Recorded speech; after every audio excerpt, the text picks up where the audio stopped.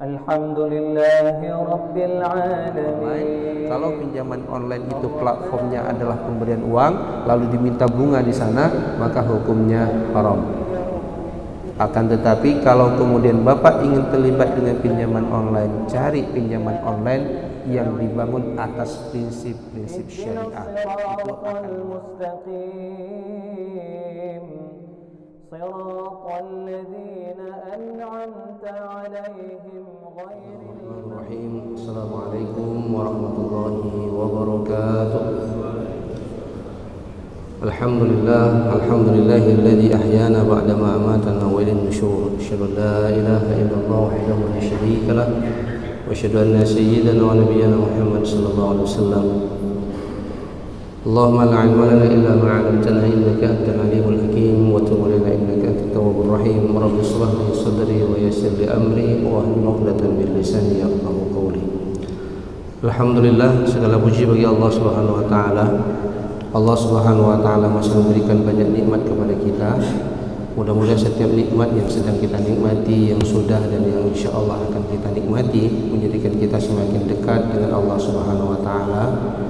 Mudah-mudahan umur kita menjadi umur yang barakah, panjang umurnya, banyak amal solehnya ketika Allah mengambil nyawa kita. Mudah-mudahan kita semua yang hadir di dalam majelis subuh hari ini, para pendengar Radio Baitur Rahman dan RRI, meninggal dalam husnul khatimah. Amin ya rabbal alamin. Salawat dan salam kita sajikan kepada junjungan kita baginda Nabi besar Muhammad sallallahu alaihi wasallam.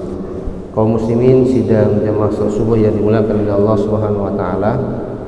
Pada pagi yang mulia ini kita akan membahas salah satu isu yang sangat penting, yang itu kemudian sudah menjadi gaya hidup dari masyarakat kita, terkait dengan pinjaman online ataupun disebut dengan pinjol. Jamaah yang dimuliakan oleh Allah Subhanahu wa taala, pinjaman online itu adalah sebuah mekanisme meminjam uang dengan menggunakan aplikasi ataupun website tanpa perlu menyertakan jaminan ataupun aset. Dengan kata lain, transaksi ini berlangsung antara si peminjam dan yang punya platform pinjaman online, dapat dilakukan tanpa pernah bertemu antara si peminjam dan yang memberikan pinjaman. Jamaah yang dimuliakan oleh Allah Subhanahu wa taala, ada 3 jenis pinjaman online ini. Yang pertama, jemaah yang dimuliakan oleh Allah, pinjaman online yang sifatnya dana tunai. Artinya online pinjol ini menawarkan kredit pinjaman langsung yang itu cair ke rekening kita sebagai peminjam tanpa ada jaminan ataupun agunan, dan bisa digunakan untuk berbagai jenis kebutuhan. Yang kedua, pinjaman online secara cicilan tanpa kartu kredit. Contohnya, Bapak masuk ke platform jual beli online, nanti di situ ada payletterkah, ada dan lain-lain. Jadi tidak perlu membayar secara langsung, tapi kemudian platform itu akan membeli barang itu tanpa perlu kita mempunyai kartu kredit. Jadi khusus untuk membeli barang-barang kebutuhan yang kita inginkan. Itu yang kedua. Jadi yang pertama, pembelian pinjaman secara uang tunai langsung masuk ke rekening kita. Yang kedua, kita beli barang secara online. Di situ nanti ada pembayaran yang tidak perlu kita gunakan uang kita. Biasanya kalau orang secara tradisional, konvensional itu menggunakan kartu kredit, sekarang tidak perlu menggunakan kartu kredit. Yang ketiga, pinjaman online untuk kebutuhan dana usaha, yaitu pinjaman ini dikhususkan untuk pembiayaan UMKM dalam bentuk pinjaman modal. Jadi para pengusaha mengalami kesulitan modal, mengajukan ke bank itu lama prosesnya. Maka ajukan ke online untuk usaha yang ia lakukan, maka mendapatkan pinjaman uang cash yang diberikan untuk kegiatan usahanya. Jamaah yang dimuliakan oleh Allah Subhanahu wa taala, kenyataannya dalam kehidupan hari ini Pinjaman online ini sudah diatur sebenarnya oleh otoritas jasa keuangan, peer to peer lending. Tapi jemaah yang dimuliakan oleh Allah, dalam kenyataannya pinjaman online ini ada yang sifatnya legal, ada yang sifatnya tidak legal. Ini yang kemudian menjadi problem. Yang kedua, kita akan lihat apakah pinjaman online ini sesuai dengan syariah ataupun tidak. Maka jemaah yang dimuliakan oleh Allah Subhanahu wa taala, ini informasi yang kita dapatkan di harian Serambi Indonesia beberapa waktu yang lalu, apa yang diungkapkan oleh Ketua Otoritas Jasa Keuangan di Aceh, bahwa pinjaman legal dan ilegal secara online di Aceh itu mencapai 1,9 triliun. Itu Agustus tahun 2023. Jadi artinya banyak sekali penggemarnya. Kalau hari ini di Aceh, bank konvensional itu sudah tidak ada. Kalau kita ke bank syariah minta pinjam uang itu nggak mungkin dikasih, karena di dalam kegiatan bank syariah itu tidak ada pinjam meminjam uang. Yang ada adalah pembiayaan untuk kegiatan usaha. Sedangkan masyarakat kita butuh uang cash. Akhirnya secara online itu memudahkan mereka untuk melakukan transaksi ini tanpa perlu perusahaan itu hadir di Aceh. Lewat aplikasi apps ataupun website, mereka sudah bisa melakukan transaksi untuk mendapatkan pinjaman secara tunai tanpa perlu bertemu, tanpa perlu verifikasi, tanpa perlu ada bukti-bukti yang kemudian menjamin bahwa uang yang dipinjam itu akan dikembalikan. Secara umum jemaah yang dimuliakan oleh Allah Subhanahu wa taala, pinjaman yang dilakukan oleh masyarakat Aceh itu di antara 2 juta sampai 5 juta rupiah. Dan yang terbanyak melakukannya pinjaman online ini adalah guru sebanyak 42%. Kemudian masyarakat kita yang PHK itu ada 20%. Ibu rumah tangga 18%, boleh jadi ingin beli panci, ingin beli kompor, ingin beli alat-alat kebutuhan rumah tangga, uang cash nggak dikasih sama suaminya, dia pinjol lah. Nah jemaah yang dimuliakan oleh Allah, ada juga pelajar, ya mahasiswa itu di angka 3%, tukang pangkas rambut 2%, ini data Aceh, dan kemudian pengemudi objek online 1%. Maka jemaah yang dimuliakan oleh Allah Subhanahu wa taala, saya ingin mengingatkan ketika pinjol itu yang sifatnya ilegal, ini yang jadi problem. Yang pertama perlu kita lihat, apabila dia tidak legal, itu kita perlu mengetahui legalitasnya ada ataupun tidak, sehingga kita ketika meminjam, saya belum bahas secara syariah ya, ini untuk mengetahui dulu ini pinjol, ini pinjaman online ini terdaftar di OJK legal atau tidak legal. Maka jemaah yang dimuliakan oleh Allah, literasi pengetahuan kita yang pertama adalah kita lihat dulu legalitasnya jelas ataupun tidak. Kemudian keuntungannya itu tidak wajar dan bisa diberikan dalam waktu yang cepat. Nah jemaah yang dimuliakan oleh Allah, ini bisa juga modus investasi ilegal. Ada istilahnya skema Ponzi, Pak. Skema Ponzi itu dia bahasanya membantu sesama belanja online dan menjual saham. Ponzi itu nanti dia sifatnya turun. Jadi kalau saya nyari satu nasabah berikutnya, nanti saya dapat poin. Poin itu bisa saya tukarkan uang. Makin banyak ke bawah, maka nanti semakin banyak poin. Nah, jamaah yang dimuliakan oleh Allah, ada juga skema Bapak like saja and share platform kami, nanti masuk uang sebanyak 100.000. Semakin banyak Bapak share, makin banyak uang yang kita dapat. Ini nak logis, Pak. Keuntungan-keuntungan yang seperti ini tidak masuk dalam logika kita secara wajar. Kemudian ada klaim tanpa risiko. Tidak ada risiko ini investasinya. Nah, ini hati-hati. Tidak mungkin investasi itu tidak punya risiko. Kemudian ada ajakan kalau kamu kemudian punya member baru, kamu akan mendapatkan keuntungan yang lebih banyak. Ada yang kemudian juga memanfaatkan tokoh masyarakat. Ustadz itu aja ikut. Nah, gitu Pak. Jadi kadang-kadang kita terpesona karena ustadz itu ada di situ. ada public figure di tengah-tengah masyarakat ikut, dia jual namanya, akhirnya kita ikut. Ternyata ustadz itu juga kena tipu. Akhirnya tipu secara berjamaah, tertipulah kita. Maka jamaah yang dimuliakan oleh Allah Subhanahu wa taala, OJK itu mengingatkan ada beberapa investasi ilegal yang harus kemudian kita berhati-hati, jangan sampai kemudian kita terjebak, akhirnya kita rugi. Maka jemaah yang dimuliakan oleh Allah Subhanahu wa taala, terkait pinjaman online ini, Bapak Ibu yang dimuliakan oleh Allah Subhanahu wa taala, OJK kemudian memberikan beberapa kriteria kalau kita kemudian ingin mengambil pinjaman online. Yang pertama, jemaah yang dimuliakan oleh Allah Subhanahu wa taala, ciri-ciri pinjaman online ilegal.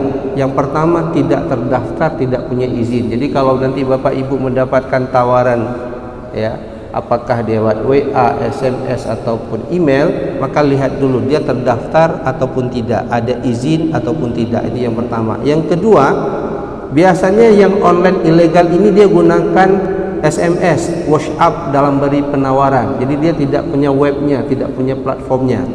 Kemudian pemberian pinjaman itu sangat mudah dilakukan. Ini hati-hati. Bapak hanya foto KTP saja langsung uang cair.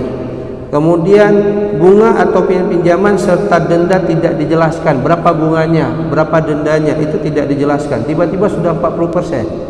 Sampai di Aceh ada beberapa masyarakat kita yang terlibat dengan pinjol ini bunuh diri. Nah, kenapa? Ternyata pinjamannya 5 juta, ya, dia tidak mampu membayar, dendanya sudah 90 juta. Akhirnya dia tidak sanggup lagi fikir, akhirnya bunuh diri. Kemudian ancaman teror, intimidasi, pelecehan bagi peminjam yang tidak bisa membayar. Ini baru kejadian 3 hari yang lalu, Bapak Ibu. Saya tidak bilang di mana. Ada orang mengatasnamakan institusi pemerintahan menelpon saya bahwa ada salah seorang daripada dosen UIN yang terlibat dengan pinjaman online. Mereka diteror katanya oleh perusahaan A. Lalu beliau meminta saya menyampaikan kepada dosen ini untuk menelpon si perusahaan dan memberikan nomornya. Saya juga mikir, kenapa dia minta nomornya ke saya dan kenapa perusahaan itu tidak punya nomor si pelanggan nasabah online ini. Boleh jadi si nasabah online ini sudah menggantikan HP-nya, mereka tidak punya datanya, lalu mereka mencari siapa yang mengelola yang dikenal di kampus. Lalu mulailah mereka diteror. Kalau bahasa penelpon itu, perusahaan itu meneror kami dan mengancam kami setiap waktu. Nah, jemaah yang dimuliakan oleh Allah, terkadang kita punya teman kita pinjam online, dia tidak bayar. Teman kita itu memberikan referensi nama kita. Tiba-tiba orang itu nelpon kita, maki-maki kita bahwa teman kita nggak bayar dan kita yang dimaki untuk nyari orang tersebut. Nah, jemaah yang dimuliakan oleh Allah, ini pinjaman, ciri-ciri pinjaman ilegal. Kemudian tidak melayani, tidak mempunyai layanan pengaduan. Kalau ada masa ngadu kemana, kalau uang nggak bisa kita tarik bagaimana, dan seterusnya. Kemudian tidak mengantongi identitas pengurus, alamat kantornya nggak jelas. Maka hati-hati Bapak Ibu yang dimuliakan oleh Allah.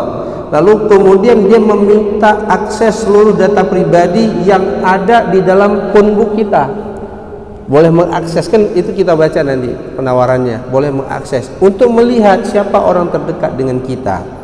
Nah, kemudian pihak penagih ini kasar dan dia tidak mengantongi sertifikasi penagihan yang dikeluarkan oleh Asosiasi Fintech Pendanaan Bersama Indonesia. Ini jamaah yang dimuliakan oleh Allah. Saya ingin memberikan pemahaman kepada Bapak Ibu, para pendengar Radio Baitur Rahman, jamaah subuh, hati-hati terlibat dengan pinjaman online karena akan memberikan dampak yang buruk kepada kita. Nah, sekarang kita akan bahas bagaimana menurut syariat. Jamaah yang dimuliakan oleh Allah, idealnya seluruh kebutuhan kita itu kita penuhi tanpa berhutang. Itu idealnya sebagai seorang muslim. Tapi kalau Bapak ingin beli sesuatu itu jangan berpikir hutang, Pak. Lihat uang cash ada nggak dalam deposit, dalam buku tabungan kita. Kita butuh, beli secara cash, ya, penuhi secara cash. Walaupun kita beli secara online, ya beli secara cash. Jangan pernah terpikir untuk kemudian kredit. Tetapi ada satu kondisi di mana kemudian kita membutuhkan itu. Ada misalnya kena PHK, nggak punya uang, tiba-tiba anak sakit, kita butuh uang, maka jemaah yang dimuliakan oleh Allah, di dalam Islam dibenarkan kita untuk berhutang. Di dalam Islam dibenarkan kita untuk mengambil pinjaman. Nah, jemaah yang dimuliakan oleh Allah Subhanahu wa taala, sehingga pinjaman hutang itu sebenarnya dibenarkan di dalam Islam, tapi ada syarat-syarat tertentu yang harus kita pahami dan kita patuhi. Jemaah yang dimuliakan oleh Allah Subhanahu wa taala, Fatwa MUI yang dikeluarkan tanggal 11 November 2021 telah menentukan bahwa pada dasarnya pinjam meminjam ini hukumnya tabarruk, akad tabarruk, tolong menolong. Tidak ada masalah, boleh dilakukan selama tidak bertentangan dengan prinsip syariah. Kalau kemudian kita menunda pembayaran hutang dan kita mampu, maka hukumnya haram. Bapak punya hutang nih, ya, ini juga kadang-kadang begini Pak, kita punya uang tapi belinya itu dengan kredit padahal kita punya uang, lalu kita bayarnya secara cicilan. Matlul ghani yudulmun, nggak kita bayar lagi hutang yang sudah kita pinjam, hukumnya dolim Pak. Walaupun kita sholat subuh berjamaah, walaupun kita puasa Senin Kamis, tapi ada hutang orang yang sengaja nggak kita bayar, hukumnya dolim. Maka jemaah yang dimuliakan oleh Allah Subhanahu wa taala, jangan kita menunda pembayaran hutang ketika kita mempunyai uang untuk mampu untuk membayarnya. Kemudian layanan pinjaman baik offline ataupun online yang mengandung riba hukumnya haram. Kalau hutangnya 10 juta bayarnya 12 juta, hukumnya riba, maka hukumnya haram. Maka jemaah yang dimuliakan oleh Allah Subhanahu wa taala, ada 4 adab yang terakhir yang ingin saya jelaskan kepada Bapak Ibu yang dimuliakan oleh Allah terkait pinjaman online ini. Yang pertama, hindari riba. Kreditor yang mendapatkan fee yang dipersyaratkan atas jasa pinjaman kepada debitur. Jadi platform online meminjamkan uang kepada Bapak lalu menetapkan bunga 10%, 20%, 5%, maka hukumnya haram. Itu riba. Tapi kalau dia tidak mensyaratkan lalu kita ingin memberikan lebih, itu dibolehkan. Dan itu hukumnya malah sunat. Jadi jemaah yang dimuliakan oleh Allah Subhanahu wa taala, jika kita harus berhutang, maka jangan pernah menggunakan riba. Apabila kemudian kita tetap butuh uang, maka cari peer to peer lending ataupun pinjol yang sifatnya berlandasan kepada syariah. Kemudian yang kedua, ini adabnya. Penuhi kebutuhan kita yang halal secara prioritas. Jadi yang primer kita awalkan, yang sekunder kita kemudiankan. Jangan kita hanya ingin memenuhi keinginan, kita beli yang sekunder, yang primer enggak kita beli. Maka jemaah yang dimuliakan oleh Allah Subhanahu wa taala, penuhi kebutuhan kita, jangan beli sesuatu yang tidak kita butuhkan hanya sebatas pada keinginan, sehingga kita tidak mengeluarkan extra money untuk memenuhi keinginan kehidupan kita, padahal masih banyak kebutuhan-kebutuhan yang lainnya. Jadi diprioritaskan Pak, mana pengeluaran yang lebih utama, mana yang bisa dikemudiankan dan dikemudiankan. Yang ketiga, kalau kita berhutang punya iktikad baik untuk menyelesaikan hutang tersebut, karena Rasulullah SAW malah menyuruh kita untuk apabila seseorang punya hutang lalu dia punya keinginan untuk membayar hutang, iktikad baiknya dia berhutang untuk kebutuhan yang halal, maka Allah Subhanahu wa taala akan membantu untuk menyelesaikan hutangnya. Pernah satu hari sahabat Rasulullah SAW masuk ke dalam masjid, waktunya duha, belum waktu zuhur, tapi dia agak gelisah, ditanya sama Rasulullah, kenapa engkau datang sangat cepat ke dalam masjid? Dia mengatakan, ya Rasulullah, aku punya hutang. Kemana-mana aku pergi, aku malu kalau ketemu sama pemilik hutang. Maka Rasulullah kemudian, maukah aku ajarkan satu doa yang apabila engkau membacanya selalu dan merutinkan di waktu pagi dan petang, maka Allah Subhanahu wa taala akan memudahkan kamu untuk menyelesaikan hutang. Insyaallah doa ini akan kita jelaskan, akan kita bahas pada minggu yang akan datang. Kemudian yang terakhir, karena waktu kita terbatas, jemaah yang dimuliakan oleh Allah Subhanahu wa taala, bagaimana saya sudah terlibat berhutang secara online? Solusinya bagaimana nih? Yang pertama, jemaah yang dimuliakan oleh Allah, tutup ansuran tersebut dengan melunasi sisa ansuran. Ini masih ada ansurannya 10 juta lagi, cari uang, tutup Pak. Boom, set, supaya itu pertobatan kita. Karena kalau sudah pinjaman online ini yang kita lakukan secara uang yang kita ambil, maka hukumnya haram memberikan kelebihan. Nah, kita berhenti sekarang bertobat, maka ambil uang, selesaikan itu, lalu bertobat kepada Allah Subhanahu wa taala. Itu yang pertama. Jika poin yang pertama melunasi ini nggak bisa kita lakukan karena kebutuhan finansial kita, ya, maka ini nggak ada uang saya untuk membayar, ini gitu ceritanya. Saya ingin melunasi Ustaz, tapi uangnya nggak ada. Apa yang harus kita lakukan? Pindahkan dia kepada bank syariah, pindahkan dia kepada pembiayaan syariah. Bank syariah minta untuk membayar dan menyelesaikannya. Nah, ini ada mekanisme tentunya nantinya. Nah, jemaah yang dimuliakan oleh Allah Subhanahu wa taala, nah apabila kemudian ini kalau pindah ke bank syariah tambah biaya lagi Ustaz, yang sepatutnya 10 juta pindah ke bank syariah jadi 12 juta Ustaz, makin berat Ustaz. Memang saya ingin menyelesaikannya, tapi ternyata lebih berat Ustaz. Tapi saya punya iktikad baik. Maka jemaah yang dimuliakan oleh Allah, yang ketiga, ya, bayar, lunasi sesuai dengan termennya, tapi punya iktikad setelah ini aku tidak akan pernah mengulangi lagi. Maka jemaah yang dimuliakan oleh Allah Subhanahu wa taala, berdoa mudah-mudahan itu selesai sebelum kita meninggal dunia. Jangan sampai nanti kedua meninggal dunia. Ini kan so juga Pak, masih ada hutang riba yang belum kita selesaikan. Maka jemaah yang dimuliakan oleh Allah Subhanahu wa taala, saya ingin mengingatkan kepada kita semua, berhati-hati dengan pinjaman online. Kalau pinjaman online itu platformnya adalah pemberian uang lalu diminta bunga di sana, maka hukumnya haram. Akan tetapi kalau kemudian Bapak ingin terlibat dengan pinjaman online, cari pinjaman online yang dibangun atas prinsip-prinsip syariah. Itu akan menyelamatkan kita di dunia dan di akhirat nantinya. Mudah-mudahan penjelasan pagi ini bisa menambah wawasan kita terkait dengan pinjaman online.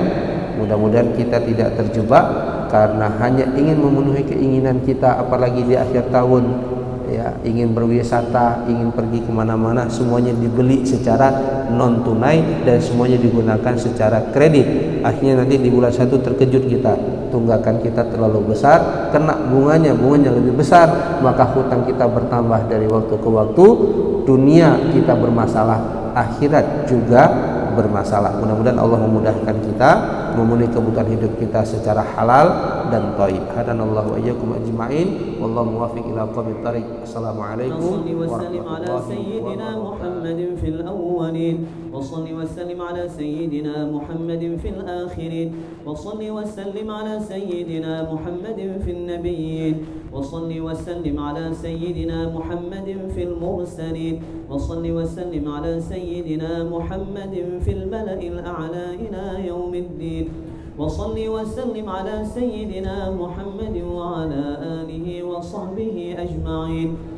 ولقد أشرت لنعت من أوصافه تحيي القلوب تهيج الأشجانا والله قد أثنى عليه فما يساوي القول منا أو يكون ثنانا لكن حبا في السرائر قد دعا لمديح صفوة ربنا وحدانا وإذ امتزجنا بالمودة ها هنا نرفع أيدي فخرنا ورجانا للواحد الأحد العلي إلهنا متوسلين بمن إليه دعانا مختاره وحبيبه وصفيه زين الوجود به الإله حبانا يا ربنا يا ربنا يا ربنا بالمصطفى اقبلنا أجب دعوانا أنت لنا يا ذخرنا في هذه الدنيا وفي أخرانا أصلح لنا الأحوال